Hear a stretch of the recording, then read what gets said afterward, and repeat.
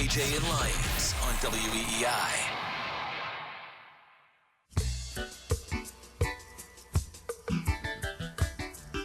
Yeah, Jacob, let that crank.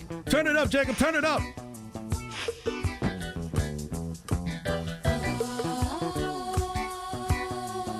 KJ and Lyons, Sunday for you here on WEEI. 617-779-7937, 37937. Yeah. I could go for a brownie and a cookie right now. What about you, Jacob and John? I'm kidding. I'm kidding. I think the show moves too fast. I know that's the thing. It's like with these three, like the 9 to 12:30 slot. Yeah, it's you either got to eat like a big meal before, or not, but enough before, or you just wait till after because you can't really eat much during these like few-minute commercial breaks. You know, the funny thing is, I wear a dress shirt for the show, and when I went to Dunk's this morning, the girl was like, because I had a couple of donuts with my coffee. This is not a commercial, but you know, her way of saying that I look nice was like, "Would you like some napkins?" I was like. Is that what it takes to wear a dress shirt every time to get some napkins? I'm totally kidding. Before we get to your text messages, we're 2 minutes away from the Lyons Den.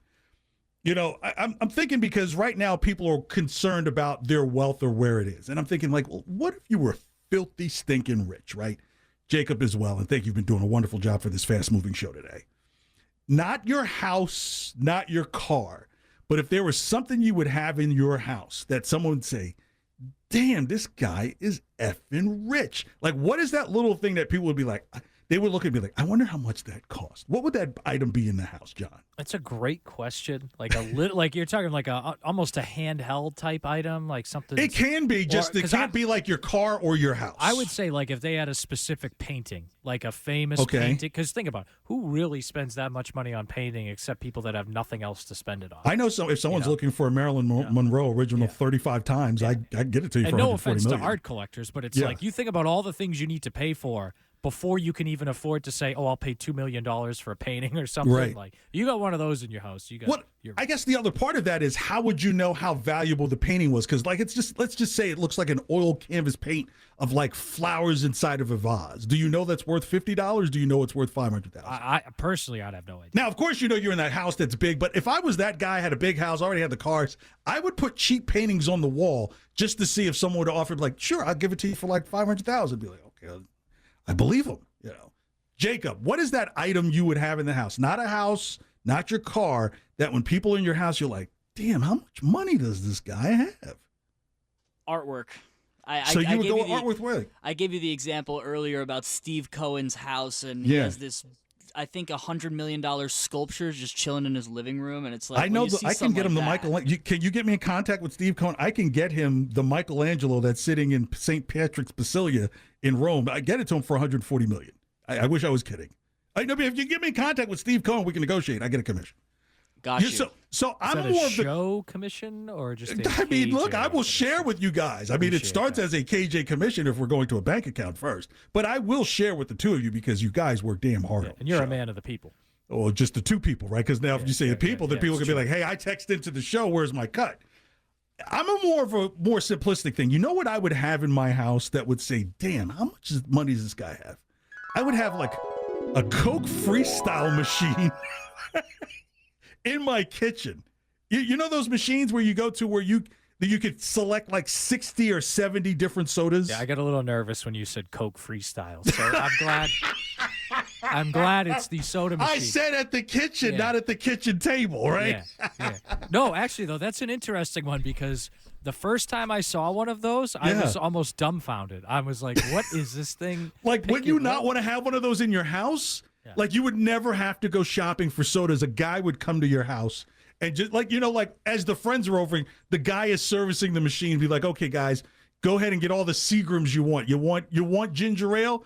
Go to screen 3. Like that would show a bit of opulence and excess that your friends would say, I wonder how much one of those costs, right? So you guys are saying with the artwork, you wouldn't know, but you would almost like, they would have you like, how much one of those go for? Because you were thinking, man, I got all these kids in my house and they're running in and out. I got a coach a baseball team. Like if I had a Coke Freestyle machine downstairs, how much would that cost me? That'd be high end.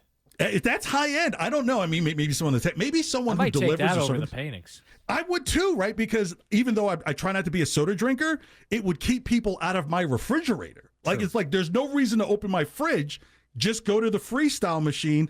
The service guy was just here at 10:30. All the syrups are up to date and everything. 37937 text line. Like if there's that piece of thing in your house that would just say, "Damn, that guy is rich," and someone pulls you, how much does one of those things go for? Like that you'd be interested in. All right, 37937 text line. Jacob, what you got? So first off, we've got a lot of answers to that question. We have a butler, heated bathroom floors, 2 pools side by side, Rolex, dogs playing poker painting. I've actually seen that painting. I know the person who owns that painting. Really? That's you know my what? flex. You know what would be the painting is the painting from Goodfellas with the 2 dogs looking in 2 different ways. You got one dog going this way, the other dog going. That would tell me, be like, dude, did you buy that from the movie Goodfellas? Because that's what it is, like the dogs. But you know, the butler would give it away. The double pools. I would tie that to the house. It would have to be something like, you know what I mean, John? Like that someone taps you on the shoulder, and be like, dude, how do you get one of those things? Yeah. The Coke machine would be one that, like, how do you even come across one of those and then get it to your home and then get all the different kinds of sodas, pipe it in? That would be, I used to have a boss that used to have free, like he would get the current movies where he would be able to show them at home. I'm thinking, bro, you're not doing anything special in this digital world, but that used to be a way of opulence. All right, one more text and then we'll get to the Lyons Den. What you got, Jacob? So we have... Let's see. How about Drake May just being used in the red zone? He has the ability to run and must get rid of the ball so quick, and it protects him from having a bad offensive line.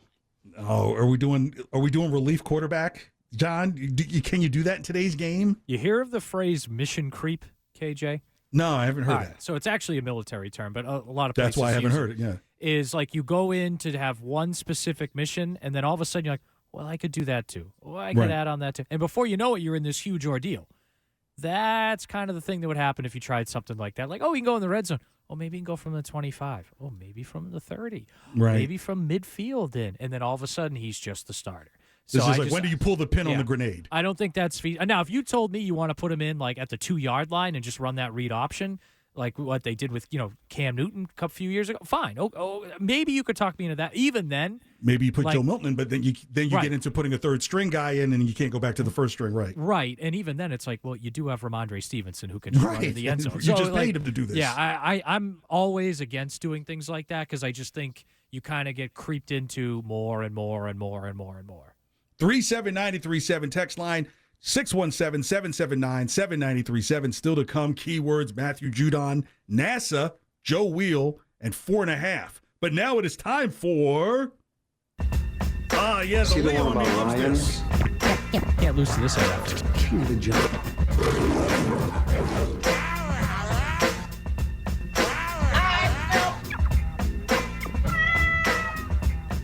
All right. No animals, no Christians hurt in this element. It's the Lyons Den. We're first. Tristan Cassis returns to the Red Sox lineup on Friday. John, do you think he will roar down the stretch of the season? I do, based off what I've seen the first couple games back.